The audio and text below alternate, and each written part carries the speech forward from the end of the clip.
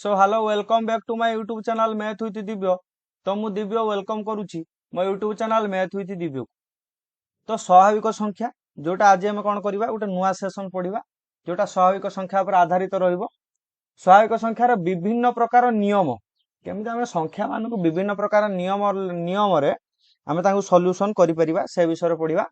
Exercise 4.3 exercise 4.3 आम कौन करवा डिस्कशन करवा। ठीक अच्छे क्लास 6 रे पाठ रहिबो। तो डेरी न करी चलो क्वेश्चन नंबर 1 एक्सरसाइज 4.3 बा अभ्यास कार्य 4.3 रो क्वेश्चन आंसर आरंभ करिया। ओके देखो कौन कहूची कहला निम्नस्थ प्रत्येक उक्ति पाखरे स्वाभाविक संख्यार विभिन्न प्रक्रिया संबंधी नियम गुडी को नाम रे लेख गुडीकर नाम लेख। देखो दुई कौन कही एक नंबर क रे कौन कहूची 5 गुणन 8 इक्वाल टू 8 गुणन 5 एटा तुमको कौन बुझाए 5 गुणन 8 शेष मान 8 गुणन 5 एटा देखो 5 रे 8 गुणिबा जहा 8 रे 5 गुणिबा से किंतु एठी कोन करछि देखो संख्या समान अछि किंतु एमानकर जागा को खाइलो बदलेई कि लिखि देछि। प्रथमे 5 8 एठी अछि प्रथमे 8 एठी 5 माने एटा हमर को नियम होई जाय क्रम विनिमय नियम नियम कोन होई जाय क्रम विनिमय नियम हमर होई जाय। तापर कौन कहला दुईटी स्वाभाविक संख्यार गुणफल एक स्वाभाविक संख्या कहला जदि गोटे स्वाभाविक संख्या 8 आ गोटे होची 7 एमानकु गुणिले केते 856 देखो 8 टा गोटे स्वाभाविक संख्या 7 टा गोटे स्वाभाविक संख्या उत्तर रे वाला 56 एटा मध्ये स्वाभाविक संख्या एटा कोन कहला एटा कहला संवृत्ति नियम एटा कोन कहला संवृत्ति नियम बोली आमे पढिथिले एटा आमे को नियम कहंती संवृत्ति नियम। दुईटा स्वाभाविक संख्या को जदि आमे गुणी देले गोटे सेही गोटे स्वाभाविक संख्या बाहर ताको आमे कहंती संवृत्ति नियम। तापर देखो 8 गुणन 5 ब्रैकेट आरंभ करछि गुणुची 3 इक्वल टू 8 गुणन 5 गुणन 3 इक्वल टू 8 गुणन 3 गुणन 5 एटा काहा को बुझाए एई जो नियमटा काहा को बुझाए एटा हमर बुझाए तले तीनटा संख्या भीतर गुणन प्रक्रिया घटे सेतबेला हम एटा को नियम रे सजांती एटा का हम सजांती सहयोगी नियम रे कोन करंती हमें सहयोगी नियम रे हमें ताकू कौन करती परिप्रकाश करते एटा आम सहयोगी नियम बोली कहवा। ठीक अच्छे नेक्स्ट देख घ कौन कह 5 गुणन 1 शेष मान 1 गुणन 5 शेष मान 5 12 गुणन 1 शेष मान 1 गुणन 12 शेष मान 12 308 गुणन 1 शेष मान 1 गुणन 308 शेष मान 308 एटा क्या बुझाए देख 5 गुणन 1 1 गुणन 5 12 गुणन 1 1 गुणन 12 300 गुण 308 गुणन 1 1 गुणन 308 एटा तुम कौन कहि परिबो एटा को मध्य तुम कौन कहि परिबो क्रम विनिमय कहि परिबो क्रम विनिमय नियम बोली क्रम विनिमय नियम बोली तुम कहि पारिबो। ठीक अछि आ एटी जो एकटा को हम कौन कहंती गुणनात्मक अभेद कहंती काहे ना एक गोटे एमिति संख्या जो संख्या रे जे कोनोसी संख्या हम यदि गुणिबा सेही संख्या रहइबो सेति हम एकटा को कौन कहंती एकटा को कहंती गुणनात्मक अभेद बोली हमें कहितांती। ठीक अच्छे एटा मन रखियो। तापर कहला 7 मिशाण 5 गुणन 3 शेष मान 7 गुणन 3 मिशाण 5 गुणन 3 देखो 7 रे 5 को मिसौची तापर 3 गुणुची एटा हम कोन कहंती 7 गुणन 3 मिशाण 5 गुणन 3 एटा कोन कहूची एटा हम कहउचंती बंटन नियम कोन कहउचंती बंटन नियम केमि देखो बंटन नियम हला देखो 7 टा 3 सहित गुणी हला 5 टा भी मध्य 3 सहित गुणी हला एटी कोन हला बांटी हला ना तेटा हम कहउचंती बंटन नियम गुणन ऊपर जोगर बंटन नियम बोली हमें कहितांती। ठीक अछि तापर ए तळे देखो च कोन कहउची 12 फेडाण 4 गुणन 5 देखो 12 गुणन 5 फेडाण 4 गुणन 5 ये मध्य कोन हे जिवो ये मध्य बंटन नियम हे जिवो ये मध्य कोन हे जिवो बंटन नियम हे जिवो। ठीक अछि एक नंबर आई होप समस्त बुझी पाथियो एटा सब नुहे एटा एक नंबर एटा भूल टाइपिंग मिस्टेक हे जाची एक नंबर क ख ग घ उ च। ठीक अछि 2 नंबर क्वेश्चन जीवा 2 नंबर क्वेश्चन कोन कहूची देखो कहला निम्नोक्त उदाहरण को देखो सही अनुसार परवर्ती गुणन कार्य संपादन कर। ठीक अछि देखो एठी तुम कोन कहला 37 रे उदाहरण उटे देइची 37 रे 14 को गुणिया पई देइची तो 37 रे 14 को जो गुणिया को देइची हम 37 टा कोन करचंती भांगी की लिखि देले कोन लिखि देले 30 मिशाण 7 लिखिची कोन लिखिची 37 को लिखिची 30 मिशाण 7 14 को 14 लिखिले एटा पर हम कोन करबा या पर हम कोन करबा बंटन नियम पकेइबा 30 रे 14 को गुणिबा मिशाण दबा 7 रे 14 को गुणिबा देखो सेही समान जिंस करछि 30 गुणन 14 मिशाण 7 गुणन 14 30 रे 14 गुण देले 14 3 42 420 14 7 98 दीटा को मिसेला 518 है कहीं सेटा एमिति कला 37 रे 14 गुणिथिला हमु डिफिकल्ट हेतांता सेति में 37 टा को से कोन भांगी देला 30 मिशाण 7 बोली भांगी देला तापर बंटन नियम पकेला क्वेश्चन आंसर कला तो एटा को हम कोन करि परिबा एटा को देखो 118 गुणन 12 मोटा कोन लिखि परिबी कोन लिखिबी मोटा लिखि परिबी 100 मिशाण 18 गुणन 12 एमती लिखि परिबी नहले मोटा लिखि परिबी 120 फेडाण 2 गुणन 12 ठीक अछि कोन करिमी 120 फेडाण 2 गुणन 12 अच्छा देखो मु 118 को दीटा उपाय लिखि पैली गोटे उपाय कोन लिखिली 100 रे 18 मिसेइली आ गोटे कौन कली 120 रु 2 को फेडिली तुम दीटा आक नहीं करि पारियो दीटा आक नहीं कले उत्तर भी तुम समान आसीबो देखो 100 मिशाण 18 गुणन बंटन पका 100 रे 12 को गुणिबो 100 गुणन 12 मिशाण 18 गुणन 12 करियो अच्छा मते को 100 रे 12 गुणले केते हेगला 1200 मिशाण 18 रे 12 गुणले केते हिजबो 18 10 180 18 18 36 180 216 1200 ये 216 ये गला 1400 कते 16 हे गला कते आसी गला 1416 उत्तर आसी गला तापर ए तळटा देखो मु नेछि जो 120 रु 2 फेडी की देखो मु एबे कोन करबी 120 रे 12 को गुणिबी फेडाण करिक पुनी 2 रे 12 को गुणिबी देखो 120 गुणन 12 फेडाण 2 गुणन 12 120 रे 12 गुणले माने 12 12 144 12 रे 12 गुणने 144 144 गुटे शून्य लागिवो फेडाण 12 दुने 24 1440 रु 24 को फेडी दियो देखियो तमर उत्तर आजियो 1416 बुझी होछि ना नाही तो एठी हमें कोन कले जोटा गोटे बड़ संख्याटे देइछि ताको हमें कोन कले भांगिले एमिति रूप रे भांगिले जहा फल हमु कोन गुणीबाटा सहज हेई गला मटी 118 को मु 100 मिशाण 18 कर देई परिबी 120 फेडाण 2 मध्ये कर देई परिबी तापर एठी देखो 98 गुणन 16 मु 98 टा कोन लिखि पारि मते को 98 टा मु लिखिली 100 फेडाण 2 100 रु 2 गले 98 आउ किछि नबनी 100 रु 2 की फेडी दबो तुमको सहज हबो करिबा 100 फेडाण 2 16 अछि गुणन 16 रखिलो ठीक अछि 100 रु 2 गला 98 ना ताने एठी कोन करिवो देखो 100 फेडाण 2 गुणन 16 हम जो करछंती 100 रे प्रथम कोन करिबा 16 को गुणिबा फेडाण दबा 2 रे पुनी 16 गुणा बंटन नियम 100 गुणन 16 फेडाण 2 गुणन 16 100 रे 16 गुण देला ये गला 1600 फेडाण 2 रे 16 गुण देले ये गला 32 तो ये गला 1500 1500 एटी 1600 हमर 100 100 रु 32 गने कते रहिला ये गला 68 1568 तमर आंसर आसी जीवो ठीक अछि नेक्स्ट देखो कोन कहूची 206 गुणन 18 अच्छा 206 टा को मु कोन लिख परिबी 200 मिशाण 6 लिखि देनी गुणन 18 अछि गुणन 18 लिखिली तो ये कते गला देखो ये कते गला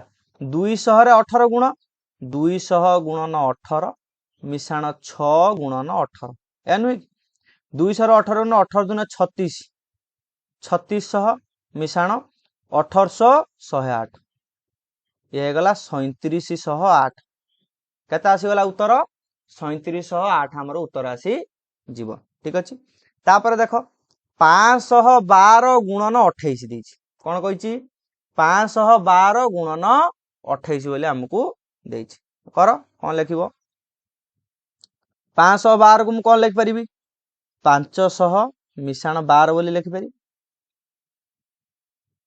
गुणन 28 बोली लिखि ठीक अछि तो बंटन नियम पको 500 रे कोन करिवो 28 की गुणिबो मिशाण चिन्ह देलो पुनी 12 रे 28 की गुणिबो 12 गुणन 28 500 रे 28 की गुणले ये हे गला 1400 28 28 पंचा 140 14000 मिशाण ये 28 12 रे 28 गुण दबा 28 रे 12 गुण 28 28 दशा 280 280 ये हला 56 280 56 केते गला हमर 336 केते गला 336 हे गला ତାହେଲେ 14,336 ହେଇଯିବ ଉତ୍ତର। 14,336 କଣ ଆସିଯିବ ତମର ଉତ୍ତର ଆସିଯିବ। ଠିକ ଅଛି।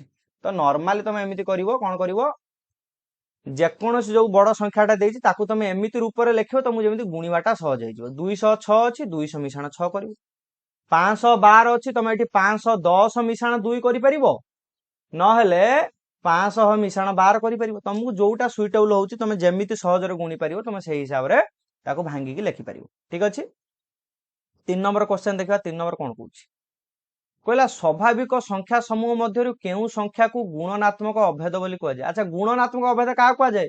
1 କୁ କୁହାଯାଏ ନା, କହିଥିଲି। କାହିଁକି? କାହିଁକି ନା ଯେକୌଣସି ସଂଖ୍ୟାରେ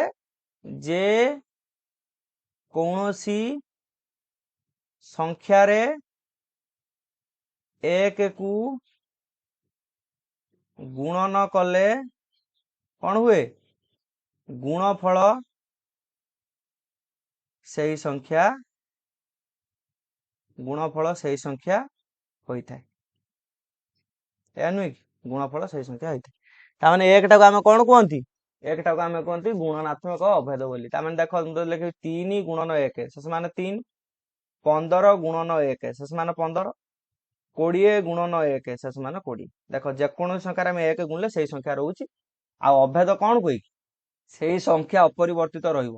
ଯଦି ଆମେ ତା ଦେହରେ କିଛି ମିଶେଇବା, ଫେଡ଼ିବା, ଗୁଣିବା କିମ୍ବା ହରିବା, ଅପରିବର୍ତ୍ତିତ ସେଇ ସଂଖ୍ୟା ରହିବ।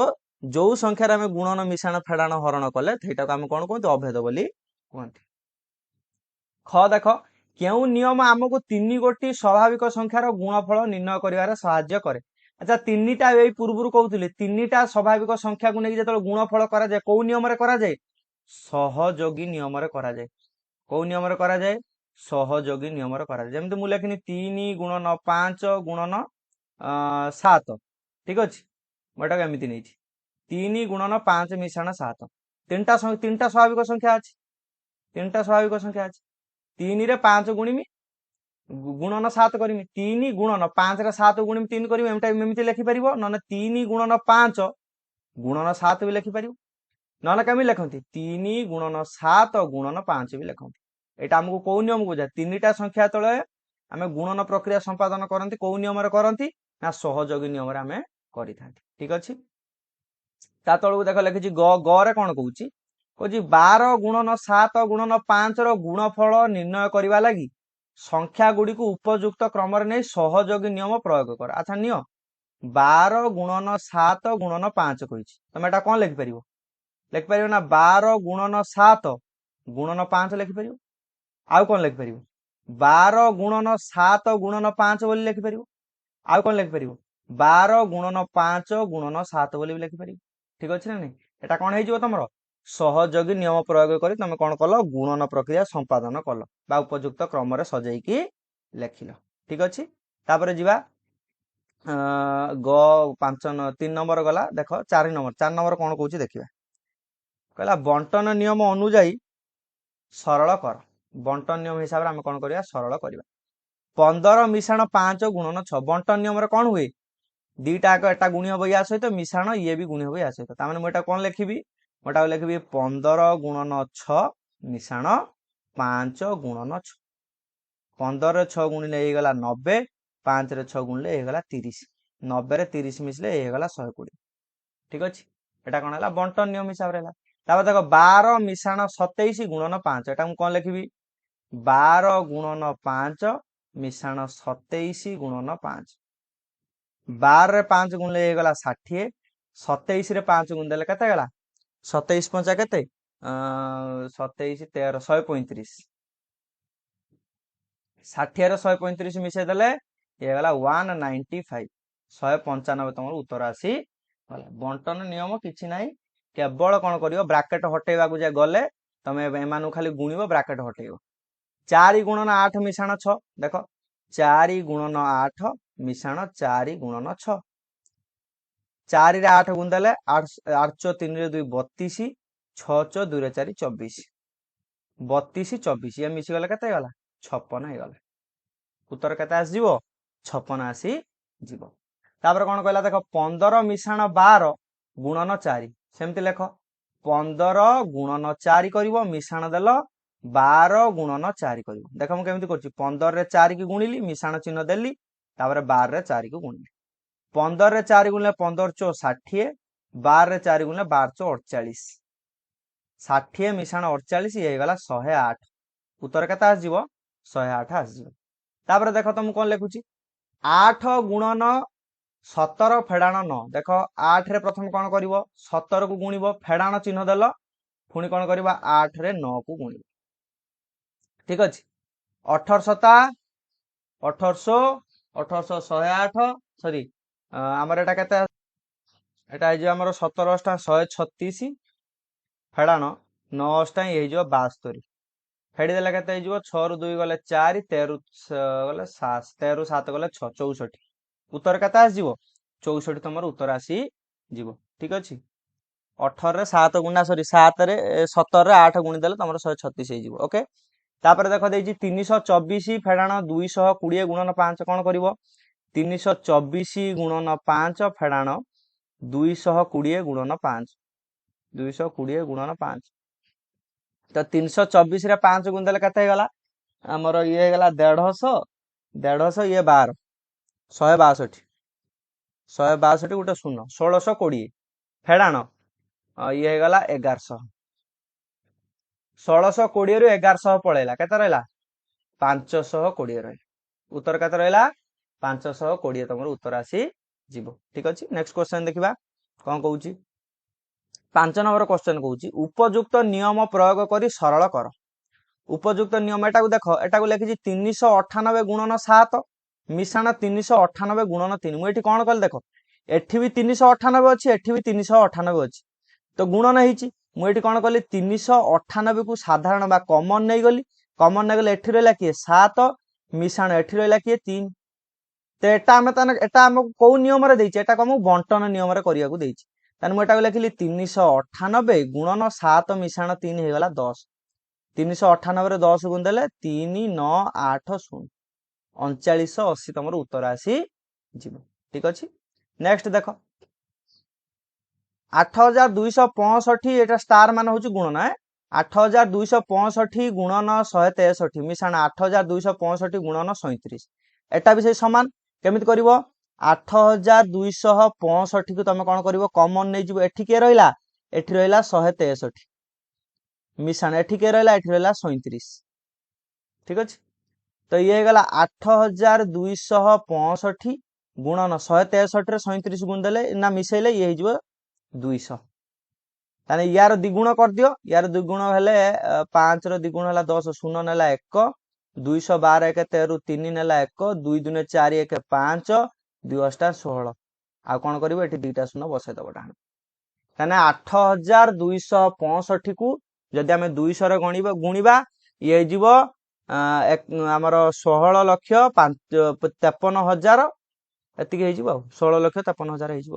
ଠିକ ଅଛି, ତାପରେ ଦେଖ 15,625 ଗୁଣନ 15,625 ଫେଡାଣ 15,625 ଗୁଣନ 5,625। ମୁଁ ଏଠି କଣ କରି ଦେଖ, ଏଠି ବି 15,625 ଗୁଣା ହେଇଛି, ଏଠି 15,625 ଗୁଣା ଯାଇଛି। ମୁଁ ଏଠି କଣ କରିବି ଦେଖ, ମୁଁ ଏଠି ନେଇଗଲି 15,625 କୁ କମନ ନେଇଗଲି, ଏଠି କିଏ ରହିଲା, ଏଠି ରହିଲା 15,625, ଦିଟା 15,625 କୁ ଗୁଣିଛି ନା, ତ ଗୋଟେ କମନ ନେଇଗଲା, ଗୋଟେ ରହିଲା ମାଇନସ, ଏଠି କିଏ ରହିଲା, ଏଠି ରହିଲା 5,625। ଆରେ ଏଠୁ ମୁଁ 15,625 ନେଇଯାଇଛି, ଏଠି ବି 15,625 ନେଇଯାଇଛି, ଏଠି ରହିଲା 15,625, କିନ୍ତୁ ଏଠି କିଏ ରହିଲା 5,625। ତ 1 5 6 2 5 ଗୁଣନ, ଆଚ୍ଛା 15,625 ରୁ 5,625 ପଳେଇଲା, ଏଠି କିଏ ରହିଲା, କେବଳ 10,000 ରହିଲା ନା, 10,000 ରହିଲା।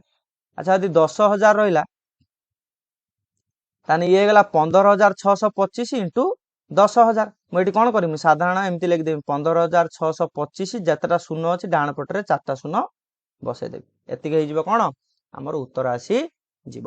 ଠିକ ଅଛି, ନେକ୍ସଟ କ୍ୱେଶ୍ଚନ ଦେଖ, କହିଲା 887 ଗୁଣନ 10 ଗୁଣନ 461 ଫେଡାଣ 361 ଗୁଣନ 8,870।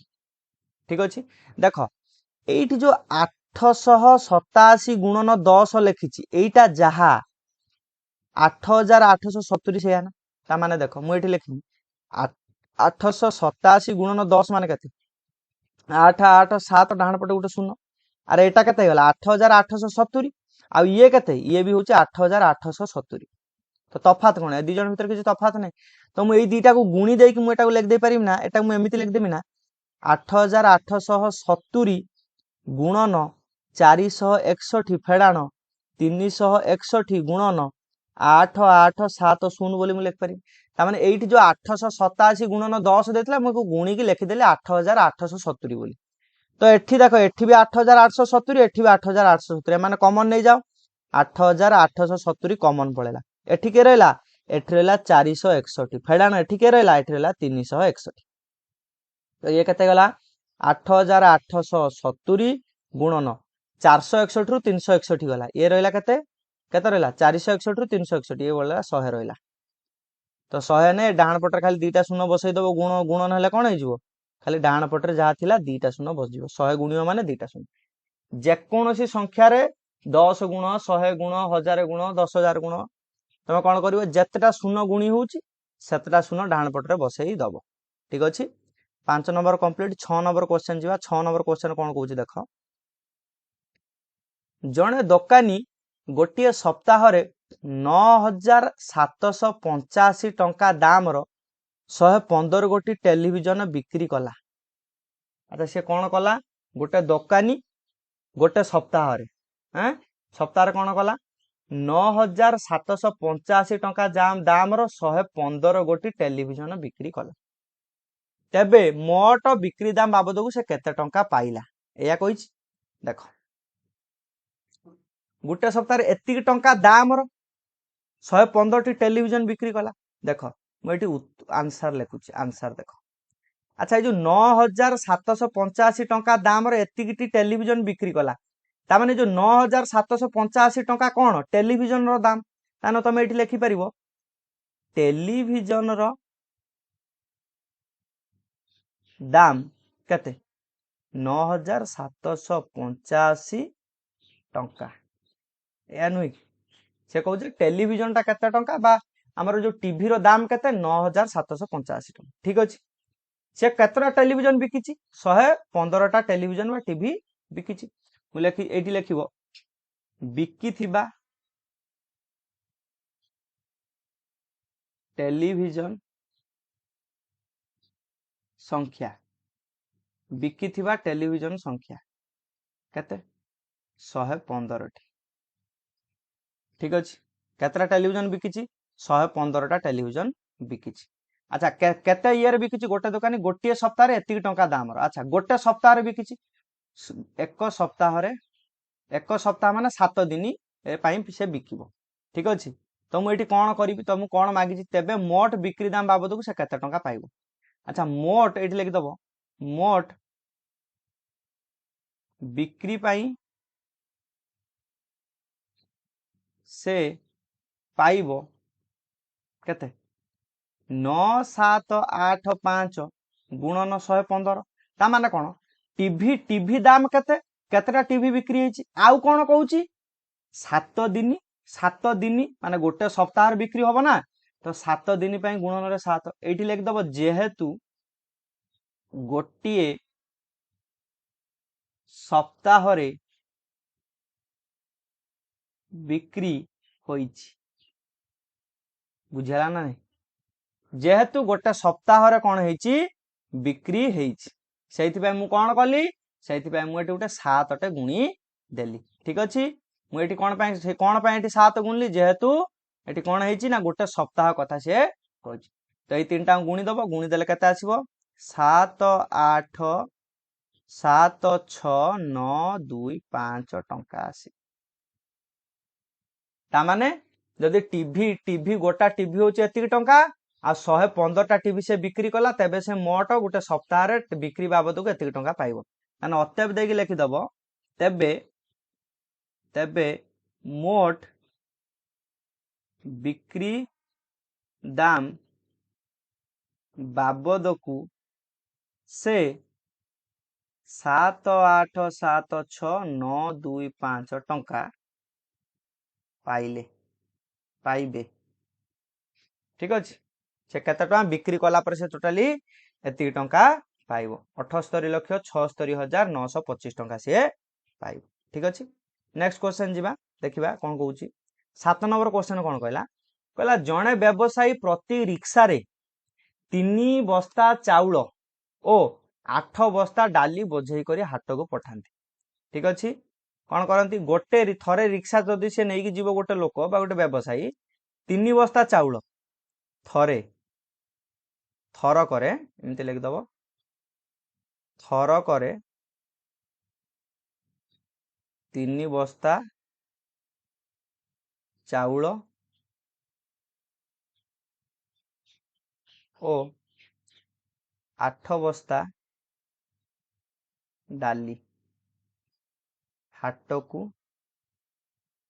पठाते थर करे गोटे थर रे 3 बस्ता चाउल 8 बस्ता डाली हाट को पठा गोटे हाट पाली रे से 8टी रिक्शा रे बोझेई करी चाउल डाली हाट को पठेले कौन है दिना हाट पड़ला हाट रे से हाट जो पड़िला से कौन कले 3 आमर 8टा रिक्शा लगे कि जिनस बुहा बुही कले तेबे से हाट पाली रे मोट केते बस्ता जिनस हाट को पठाइले।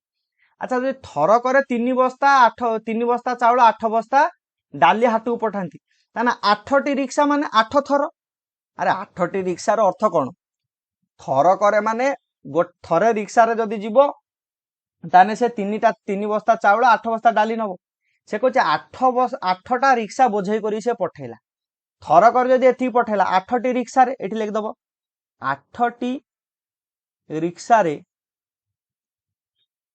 रिक्शा रे से चाउल प्रथम चाउल बाहर कर दियो से चाउल पठाइबे केते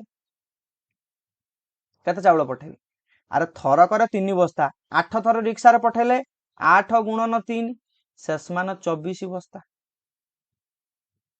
सेमती लिखिबो 8टी रिक्शा रे से कौन डाली पठाइबे शेष मान केते 8 गुणन 8 थर करे 8 बस्ता डाली ताने 8टी रिक्शा रे माने 8 गुणन 8 शेष मान लिख दबो 64 बस्ता कौन लिखदेल 64 बस्ता लिखिदेल ता माने सी एबे कौन कहूची तेबे से हाट पाली रे मोट केते बस्ता जिनस मोट पई कौन मोट चाउल ओ डाली केते 24 मिशाण 64 शेष मान 8 8 88 बस्ता तान तुम ये अत्यब देकी लिखिदे कौन पारिबो कौन लिखिदब तेबे तेबे से हाट पाली रे तेबे सही हाट पाली रे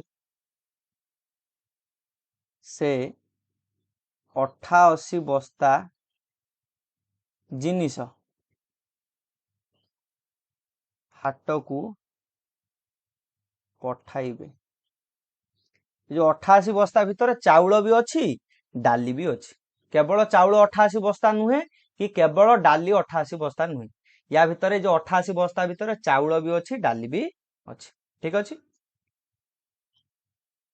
तो आज एतिकी सेशन टी एठी ऑफ करिबा यदि वीडियो भल लगी था वीडियो को like comment share and subscribe करिवे वीडियो को बहुत सारा शेयर करिवे बहुत सारा भल पाया देबे।